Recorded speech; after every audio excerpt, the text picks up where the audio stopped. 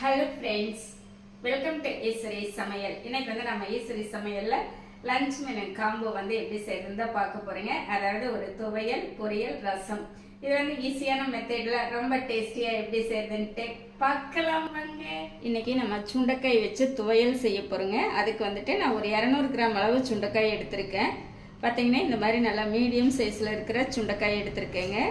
ரொம்ப முத்துனாலும் நல்லா இருக்காது, அதனால் இந்த அளவுக்கு நம்ம எடுத்துக்கலாங்க.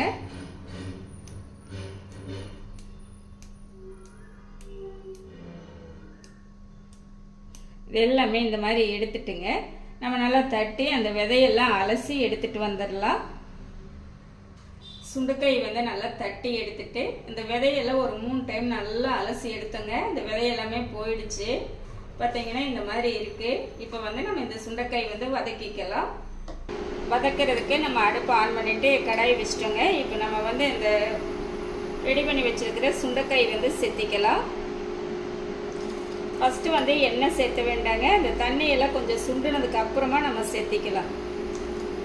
ஏன்னா நம்ம அலசினது அந்த சுண்டைக்காயில் கொஞ்சம் தண்ணி இருக்கும்.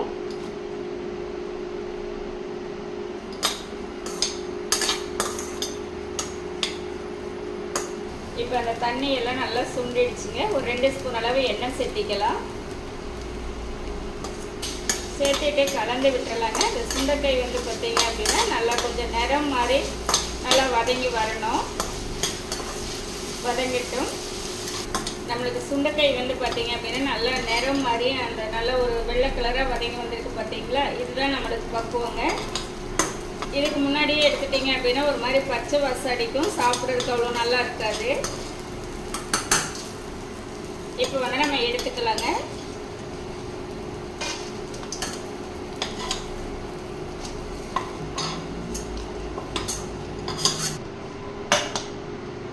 நம்ம அதே கடாயில் ஒரு 2 கைப்பிடி அளவு வெங்காயம் சேர்த்திக்கலாங்க. கிராம் கணக்கில் பார்த்தீங்க அப்படின்னா ஒரு 200 கிராம் வெங்காயம் வரும். சரிங்களா, ஏற்கனவே நம்மளுக்கு கொஞ்சம் எண்ணெய் இருக்குதுங்க. ஒரு 1 ஸ்பூன் அளவு சேர்த்திக்கலாம். இப்போ கலந்து விட்டுறலாங்க. வெங்காயம் வதங்கட்டும். மிளகாய் ஒரு 4 மிளகாய் சேர்த்திக்கலாம்.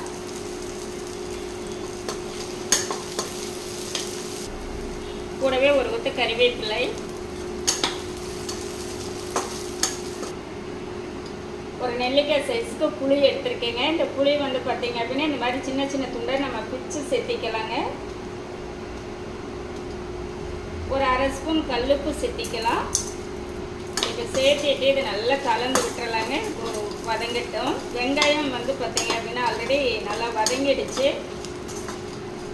இப்போ நம்ம இந்த மிளகாய் புளி எல்லாம் சேர்த்துட்டு பார்த்தீங்களா, இது கொஞ்சம் வதங்கட்டும். இப்போ இந்த மிளகாய் சேர்த்து ஒரு 2 நிமிஷம் நல்லா வதங்கிடுச்சுங்க. ஒரு 1/4 மூடி தேங்காய் துருவி வச்சுருக்கேன், சேர்த்திக்கலாம். சேர்த்துட்டு கலந்து விட்டுறலாங்க. இந்த மாதிரி சுண்டைக்காய் துவையல் செஞ்சீங்க அப்படின்னா ரொம்ப நல்ல டேஸ்ட்டாக இருக்கும். குழந்தைகளும் விரும்பி சாப்பிடுவாங்க. அவ்வளோதாங்க, நம்மளுக்கு அந்த சூட்லேயே அந்த தேங்காய் வதங்கிச்சுன்னா போதும். இப்போ நம்ம ஆஃப் பண்ணிடலாங்க. இது எல்லாமே நல்லா ஆறட்டும், பார்க்கலாம். நம்ம சட்னிக்கு சுண்டைக்காய் வதக்கி வச்சுருந்தோம் பார்த்தீங்களா, அது எல்லாமே நல்லா ஆறிடுச்சு. இப்போ நம்ம அரைச்சிக்கலாம். ஃபஸ்ட்டு நம்ம சுண்டைக்காய் சேர்த்திக்கலாங்க.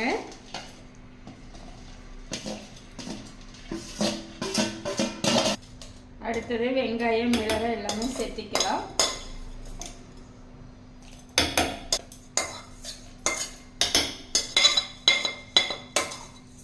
தண்ணி கொஞ்சமாக சேர்த்திக்கோங்க. ஏன்னா இந்த சட்னி கொஞ்சம் நல்லா கெட்டியாக இருந்ததுன்னா தான் நம்மளுக்கு சாப்பிட்றதுக்கு நல்லா இருக்குங்க. நான் ஒரு 1/4 டம்ளர் அளவு மட்டும் தண்ணி சேர்த்திக்கிறேங்க. திருப்பி கூட தேவைப்பட்டால் நம்ம சேர்த்திக்கலாம். நீங்கள் ஃபஸ்ட்டு எக்ஸ்ட்ரா சேர்த்திட்டீங்க அப்படின்னா அப்புறம் ரொம்ப குலகுலன்னு ஆகிடுங்க. இப்போ நம்ம அரைச்சி எடுத்துகிட்டு வந்துடலாம். இப்போ நம்ம சுண்டைக்காய் சட்னி நம்ம அரைச்சி எடுத்துகிட்டு வந்துட்டோங்க. நல்லா இந்த மாதிரி கெட்டியாக இருக்கணும். பார்த்தீங்களா, அதே மாதிரி ரொம்ப நைஸாக இல்லாமல் இந்த பக்குவத்தில் இருக்கணுங்க. இந்த சட்னி நல்லா சுடு சாதத்துலேயும் போட்டு நல்லா பிசைஞ்சு சாப்பிட்லாம். நமக்கு தோசைக்கு சப்பாத்திக்கெல்லாம் ரொம்ப நல்லா இருக்குங்க.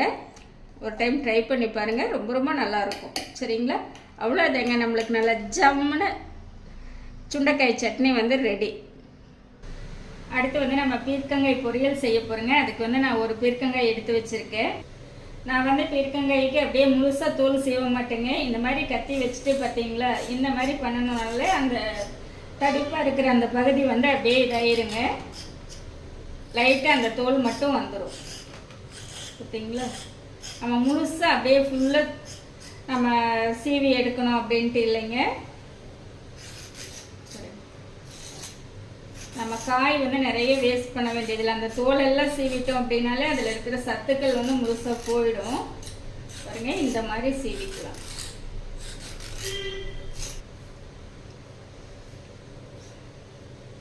இந்த மாதிரி சீவி எடுத்துட்டோங்க. இதை நல்லா கழுவிட்டு நம்ம கட் பண்ணிக்கலாம்.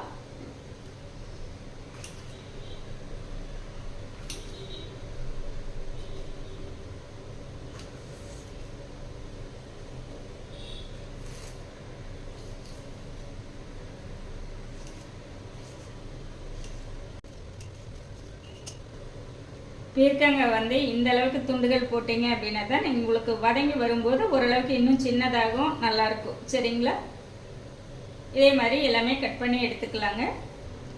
நம்ம பீர்க்கங்காய் வந்து கட் பண்ணி எடுத்துகிட்டு வந்துட்டேங்க. இப்போ வந்து நம்ம தாளித்து விட்டுக்கலாம். நான் வந்து 2 பேர்த்துக்கு தகுந்த மாதிரி தான் நான் இன்றைக்கி வந்து செய்கிறேங்க. நம்ம பொரியல் செய்கிறதுக்கு கடாய் வச்சுட்டேங்க. 1 ஸ்பூன் எண்ணெய் சேர்த்திக்கலாம். 1/4 ஸ்பூன் கடுகு, ஒரு 1/2 ஸ்பூன் கடலைப்பருப்பு, 1/2 ஸ்பூன் உளுந்தம்பருப்பு, அடுத்து ஒரு 10 சின்ன வெங்காயம், 1 பச்சை மிளகாய் எல்லாமே கட் பண்ணி வச்சுருக்கீங்க. சேர்த்திக்கலாம். சேர்த்துட்டு கலந்து விட்டுறலாங்க. கூடவே ஒரு கொத்து கறிவேப்பிலை.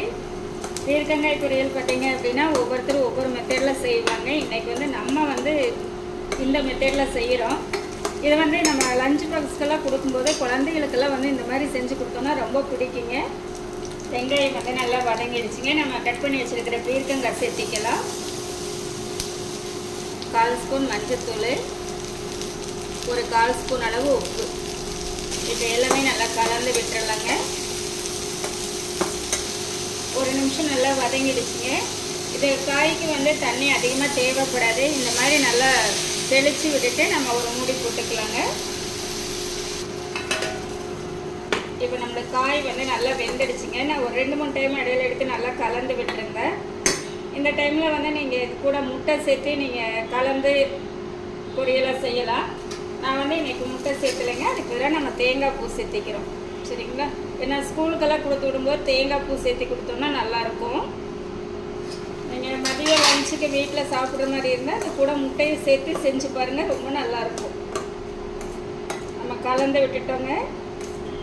அவ்வளோதாங்க, நம்மளுக்கு பீர்க்கங்காய் பொரியல் வந்து நல்லா ஜம்முன்னு ரெடிங்க. இப்போ எடுத்துக்கலாம். அடுத்து வந்து நம்ம ஒரு தக்காளி ரசம் வச்சுக்கலாங்க. 1 ஸ்பூன் ஜீரகம், 1 ஸ்பூன் மிளகு, ஒரு கொத்த கறிவேப்பிலை, 4 பல் பூண்டு, ஒரு தக்காளி வந்து கட் பண்ணி சேர்த்திக்கலாங்க. நீங்கள் ரசம் நிறைய வைக்கிற மாதிரி இருந்தால் ஒரு 2-3 தக்காளி சேர்த்திக்கோங்க. சரிங்களா, கொஞ்சமாக ஒரு ஸ்பூன் அளவு மட்டும் தண்ணி சேர்த்திக்கலாங்க. இப்போ சேர்த்துட்டு இது நல்லா நைஸாக அரைச்சி எடுத்துகிட்டு வந்துடலாம். பாருங்க, இந்த அளவுக்கு நல்லா இந்த மாதிரி அரைச்சி எடுத்துக்கணும். இருக்கட்டுங்க. இப்போ நம்ம ரசம் தாளிச்சிக்கலாம். 1 ஸ்பூன் எண்ணெய் சேர்த்திக்கலாம். 1/4 ஸ்பூன் கடுகு, 2 கடலைப்பருப்புங்க, கொஞ்சம் உளுந்தம்பருப்பு,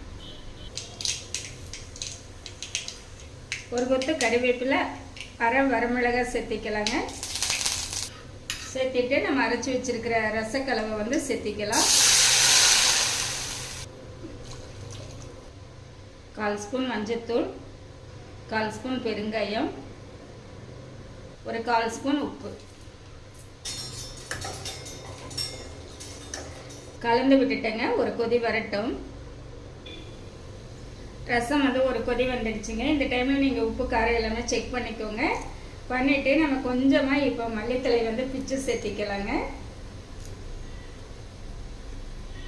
அவ்வளோதாங்க, நம்மளுக்கு ரசமும் நல்லா ஜம்முன்னு ரெடி. இப்போ எடுத்துக்கலாம். நீங்கள் நான் செஞ்ச இந்த ரெசிபி வந்து உங்களுக்கு ரொம்பவே பிடிச்சிருக்கும்னு நினைக்கிறேன். இந்த மெத்தடில் நீங்களும் செஞ்சு பார்த்து எப்படி இருக்குன்ட்டு கமெண்ட் பண்ணுங்கள். பிடிச்சிருந்தா லைக் பண்ணி ஷேர் பண்ணுங்கள். நம்ம ஈஸ்வரி சமையலை சப்ஸ்கிரைப் பண்ணி வச்சுக்கோங்க. இனி ஒரு நல்ல வீடியோவில் பார்க்கலாங்க. Bye by.